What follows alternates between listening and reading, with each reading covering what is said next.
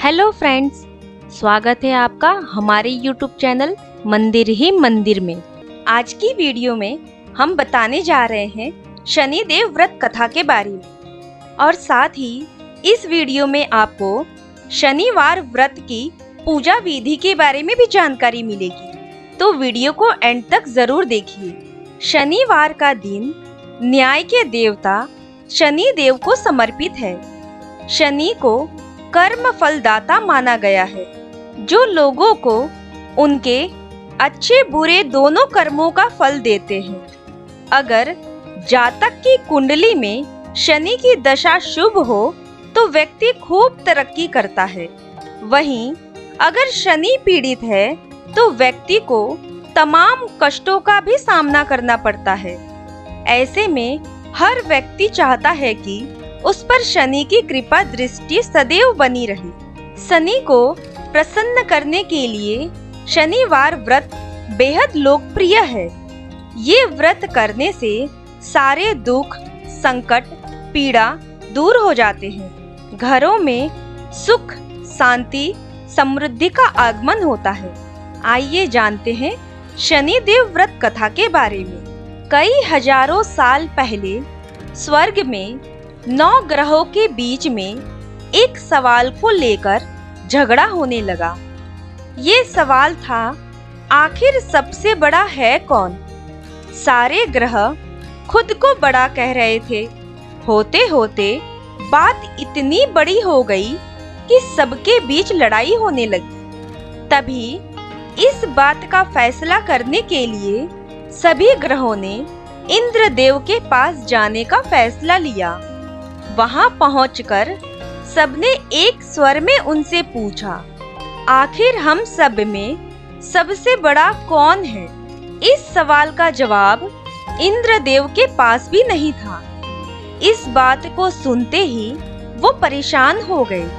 साफ शब्दों में इंद्रदेव ने कह दिया कि आपकी इस सवाल का जवाब राजा विक्रमादित्य ही दे सकते हैं। हम सबको तुरंत पृथ्वी लोक चले जाना चाहिए। सबने इंद्रदेव की बात मान ली और सभी एक साथ उज्जैन पहुंच गए। वहां पहुंचकर सारे 9 ग्रहों ने इंद्रदेव से पूछा गया सवाल इस बार राजा विक्रमादित्य से किया। ऐसा सवाल सुनकर राजा भी हैरान हो गए। उनके मन में हुआ कि हर ग्रह की अपनी एक खासियत है। हर कोई किसी धातु का देव कहलाता है और सबकी शक्ति अलग अलग व प्रभावी है। अगर किसी को बड़ा और किसी को छोटा कह दिया तो बड़ी मुश्किल हो सकती है। सोचते सोचते विक्रमादित्य के दिमाग में एक तरकीब आई। उन्होंने सभी ग्रहों का आसन बनवाकर लगा दिया। हर धातु के गुण के हिसाब से आसन लगाए गए थे, जैसे कि सोना, चांदी, कांसा, तांबा, सीसा, रांगा, जस्ता, अभ्रक और लोहा। अब इन आसनों में उनके स्वामी को बैठने के लिए कहा गया। सब एक एक करके अपने सिंहासन पर बैठ गए। सबके बैठने के बाद राजा विक्रमादित्य बोले कि आप लोगों के सवाल का जवाब तो खुद ही मिल गया है। अब जो सबसे आगे बैठा है वही सबसे बड़े हैं। इस बात को सुनते ही आखिरी सिंहासन पर बैठे शनिदेव को गुस्सा आ गया। गुस्से में शनिदेव ने विक्रमादित्य से कहा, तुमने मुझे सबसे पीछे बैठाकर मेरा अपमान किया है। तुम्हें मेरी शक्तियों का अंदाजा नहीं है। मैं तुम्हें पूरी तरह से खत्म कर दूंगा।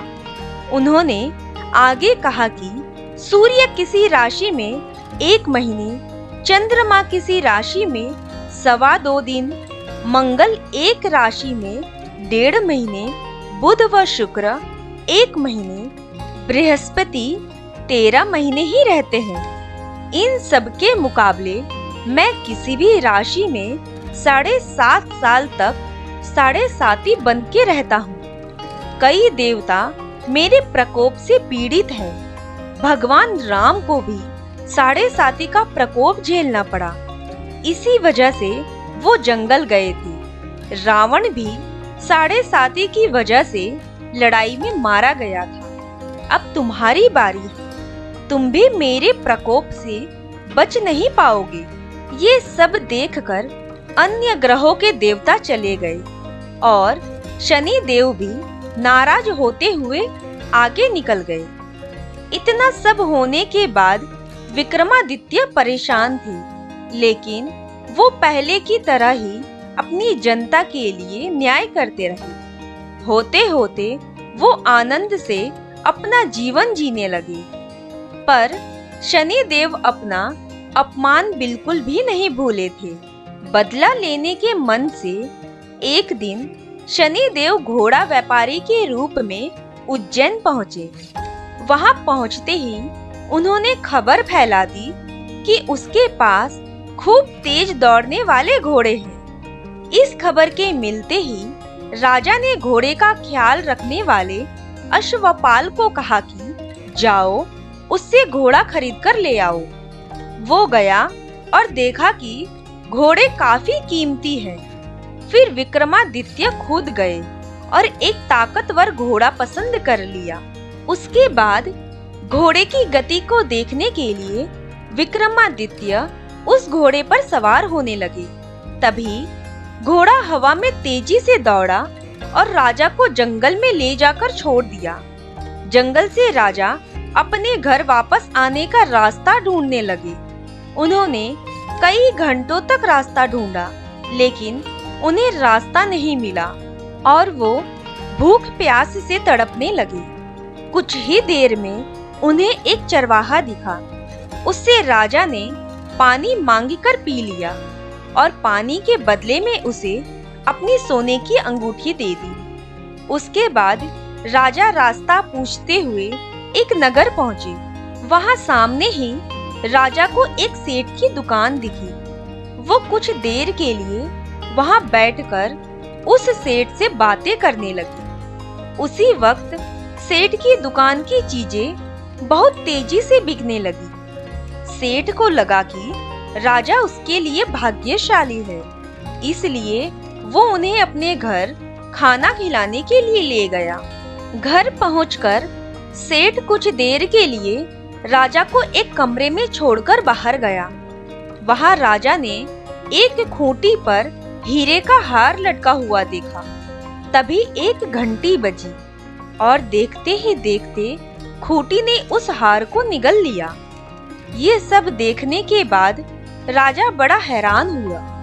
कुछ देर बाद सेठ वहां आया तो उसे वो हार नहीं दिखा। तभी उसे विक्रमादित्य पर हार चोरी करने का शक हुआ। सेठ ने इसकी शिकायत उस नगर के राजा को कर दी। सैनिक विक्रमादित्य को जंजीर में जकड़कर उस राज्य के राजा के पास लेकर गए। राजा ने विक्रमादित्य से पूछा, वो हार कहाँ है? तब उन्होंने जवाब दिया कि उसे वहां की खूंटी निगल गई जिसमें वो हार टंगा हुआ था। इस बात को सुनते ही राजा गुस्से से लाल हो गए। राजा जवाब से संतुष्ट नहीं थे, इसलिए विक्रमादित्य को हीरे के हार का चोर घोषित करते हुए हाथ पांव काटने की सजा सुना दी। सैनिकों ने राजा का आदेश मानते हुए विक्रमादित्य के हाथ पांव काटकर उसे सड़क पर यूं ही छोड़ दिया। सड़क पर इस तरह से पड़े हुए विक्रमादित्य को कई दिन हो गए थे। एक दिन तेली को उन पर दया आई और उन्हें अपने घर लेकर चला गया। उन्हें बैल हाँकने वाले कोल्हू की जगह काम दिया। अब विक्रमादित्य रोज बैलों को आवाज देकर उन्हें हाँकते थे। रोज बैलों को हाँकने का काम करने पर विक्रमादित्य को बदले में खाना मिलता था। इसी तरह होते होते 7.5 साल बीत गए। 7.5 साल बाद जब 7.5 खत्म हुई तो वर्षा ऋतु शुरू हुई। विक्रमादित्य एक रात बादल और बारिश के राग वाला गाना जोर जोर से गा रहे थे। तभी उस नगर की राजकुमारी पास से ही गुजर रही थी। उसने वो गाना सुना और दासी को कहा कि पता लगाओ वो कौन है। दासी ने ठीक वैसा ही किया। वो कुछ देर बाद लौटकर आई और कहा कि वो एक राजा है जिसे हीरे का हार चुराने की सजा के रूप में अपंग कर दिया है। राजकुमारी को उसका बादल बारिश के राग वाला गाना खूब पसंद आया था, इसलिए उसने अपंग राजा से शादी करने का फैसला लिया। इस बारे में जब राजकुमारी ने अपने माँ बाप को बताया तो उन्होंने इस रिश्ते से इनकार कर दिया। विक्रमादित्य के संगीत पर मोहित उस राजकुमारी ने जिद पकड़ ली कि वो शादी करेगी तो विक्रमादित्य से ही, वरना वो अपने प्राण त्याग देगी। बेटी की जिद के आगे हार कर उन्होंने उसकी शादी विक्रमादित्य से करवा दी। शादी के बाद राजकुमारी भी विक्रमादित्य के साथ तेली के घर चली गई। विवाह की रात को ही विक्रमादित्य के सपने में शनिदेव आए और कहा कि अब तो तुम्हें मेरे प्रकोप का पता चल ही गया होगा। अपने दंड की सजा मैंने तुम्हें इस तरह से दी। सपने में ही दुखी राजा ने शनिदेव से माफी मांगी और प्रार्थना करते हुए बोले, आपने मुझे जितना दुख दर्द दिया है उतना किसी को मत देना। विक्रमादित्य की प्रार्थना सुनकर शनिदेव को अच्छा लगा। उन्होंने सपने में ही उन्हें बताया कि जो भी इंसान मेरी पूजा करेगा, मुझ पर ही मन लगाकर ध्यान करेगा, मेरी कथा सुनेगा, चींटियों को आटा खिलाएगा, वो मेरे प्रकोप से हमेशा बचा रहेगा। साथ ही मैं उनके मनोरथ को भी पूरे करूंगा। सपने में ये सब देखते ही विक्रमादित्य की नींद खुल गई और उनके हाथ पांव भी लौट आए थे। अपंगता से छुटकारा पाकर वो बहुत खुश हुए। उन्होंने मन से शनिदेव को धन्यवाद किया। इसके बाद विक्रमादित्य ने अपनी पत्नी को शनिदेव के प्रकोप की पूरी कहानी सुनाई। तभी सेठ को भी पता चला कि वो अपंग इंसान राजा विक्रमादित्य है। उसने दौड़कर राजा से माफी मांगी। राजा ने भी उसे माफ कर दिया, क्योंकि उन्हें पता था कि ये सब कुछ शनिदेव की वजह से हो रहा है। सेठ ने दोबारा विक्रमादित्य को अपने साथ घर ले चलने के लिए कहा। वहाँ सब मिलकर खाना खा रहे थे। उसी समय एक और हार को खूंटी ने निगल लिया। इस दृश्य को सबने देखा और हैरान हो गए। कुछ देर बाद सेठ को अपनी करनी पर पछतावा हुआ और उन्होंने अपनी बेटी की शादी विक्रमादित्य से कर दी। विवाह में सेठ ने उन्हें खूब सारे आभूषण दिए। अब राजा विक्रमादित्य अपनी दोनों पत्नियों के साथ राज्य वापस पहुंचे। वहां धूमधाम से उनका स्वागत हुआ। अगले ही दिन विक्रमादित्य ने यह घोषणा करवा दी कि सारे ग्रह में सबसे सर्वश्रेष्ठ शनिदेव है। शनिदेव की जय। आइए आगे जानते हैं शनिदेव व्रत की पूजा विधि के बारे में। इस व्रत का पालन करने वाले को शनिवार के दिन प्रातः ब्रह्म मुहूर्त में स्नान करके शनिदेव की प्रतिमा की विधि सहित पूजा करनी चाहिए। काला तिल, तेल, काला वस्त्र, काली उड़द शनिदेव को अत्यंत प्रिय है। इससे ही पूजा होती है। शनि भक्तों को इस दिन शनि मंदिर में जाकर शनि देव को नीले लाजवंती का फूल, तिल, तेल, गुड़ अर्पण करना चाहिए और शनि देव के नाम से एक दीपक जलाना चाहिए। शनिवार के दिन शनि देव की पूजा के पश्चात उनसे अपने अपराधों एवं जाने अनजाने जो भी आपसे पाप कर्म हुआ हो उसके लिए क्षमा याचना करनी चाहिए।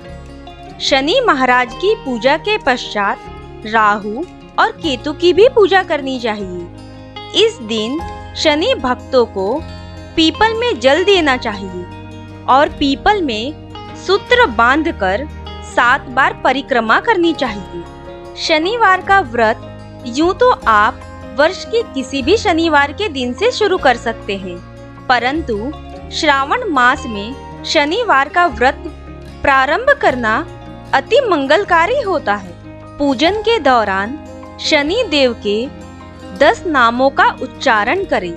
कोणस्थ, कृष्ण, पिप्ला, सौरी, यम, पिंगलो, रौद्रोतको, बभ्रू, मंद, शनिश्चर, इन 10 नामों का उच्चारण करना चाहिए। व्रत से एक दिन पहले तामसिक वस्तुओं का सेवन नहीं करना चाहिए। व्रत वाले दिन किसी के प्रति मन में द्वेष की भावना नहीं रखनी चाहिए। इस दिन गरीबों को जरूरत का सामान दान जरूर करें। इसके अलावा इस दिन चींटियों को आटा जरूर डालना चाहिए। शनिवार व्रत में पूरे दिन फलाहार पर ही रहना चाहिए। व्रत के दूसरे दिन शनि देव की पूजा के बाद ही व्रत का पारण करना चाहिए। ओम शनिश्चराय नमः। अगर आपको वीडियो के इन्फॉर्मेशन अच्छी लगी हो तो प्लीज़ वीडियो को लाइक करें, शेयर करें और चैनल को सब्सक्राइब जरूर करें।